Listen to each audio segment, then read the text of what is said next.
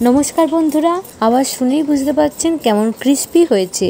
আজকের recipe crispy chicken pakora. Starter হিসেবে পরিবেশন করতে পারেন কিংবা বিকেলে চায়ের সঙ্গে। খেতে তো দারুণ হবে, সে গ্যারান্টি আমার। এর জন্য কিন্তু পুরো ভিডিওটা দেখতে হবে। বোনলেস চিকেন এরকম ছোট ছোট টুকরো করে কেটে নিন। লাগবে সয়া সস, গোলমরিচ গুঁড়ো, পরিমাণ মতো নুন, হাফ চামচ ভিনিগার, পাতিলেবুর রসও দিতে পারেন। চিকেনের সঙ্গে সব উপকরণ ভালো করে মাখিয়ে নিন। দিচ্ছি চিলি ফ্লেক্স, শুকনো লঙ্কা ছোটো ছোটো করে কেটেও দিয়ে দিতে পারেন। চিকেন ম্যারিনেট করে 10 থেকে 15 মিনিট রেখে দিন। এবার একটা বাটিতে 2টো ডিম ভেঙে নিন। চিকেনের পরিমাণ কম হলে একটা ডিমেই হয়ে যাবে। অল্প নুন দিয়ে দিলাম। দিচ্ছি গোলমরিচ গুঁড়ো, নাও দিতে পারেন। ভালো করে ফেটিয়ে নিচ্ছি। গোলমরিচ গুঁড়ো মিক্স করতে অনেকটাই টাইম লেগে যায়।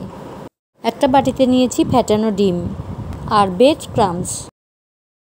ম্যারিনেট করা চিকেন নিয়ে নিলাম। প্রথমে ডিমের মধ্যে ভালো করে মাখিয়ে নিচ্ছি। একটা চামচ ব্যবহার করুন, দেখবেন ভালো হবে। এবার ব্রেড ক্রাম্বস দিয়ে ভালো করে মাখিয়ে নিচ্ছি। এইভাবে বাকিগুলোও করে নিন। আপনারা ডবল কোটও করতে পারেন। প্রথমে ডিমের গোলায় ডুবিয়ে নিন, তারপরে ব্রেড ক্রাম্বস দিয়ে মাখিয়ে নিন। এইভাবে এক এক করে সব কোট করে নিন। বন্ধুরা, সুমিস ইজি কিচেন সাবস্ক্রাইব করে অবশ্যই আমার পাশে থাকুন। এবার সেট হওয়ার জন্য ফ্রিজে রেখে দিন। স্টোর করতে চাইলে এরকম অবস্থায় একটা এয়ারটাইট কন্টেনারে রেখে দিন। বাড়িতে কোনো গেস্ট এলে বের করে গরম গরম ভেজে দিতে পারবেন। আমি এই বক্সটা ফ্রিজে রেখে দেব।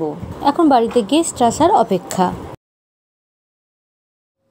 প্রায় 1 ঘন্টা হতে চললো, আমি ফ্রিজ থেকে বের করে নিলাম। তেল গরম হয়ে গেছে, এক এক করে ছেড়ে দিচ্ছি। যতগুলো ধরে দিয়ে দিচ্ছি।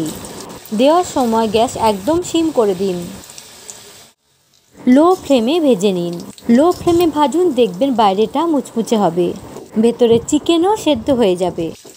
যতক্ষণ না গোল্ডেন ব্রাউন কালার আসবে ততক্ষণ ভেজে নিন। এরকম পারফেক্ট গোল্ডেন ব্রাউন কালার হলে তুলে নিন।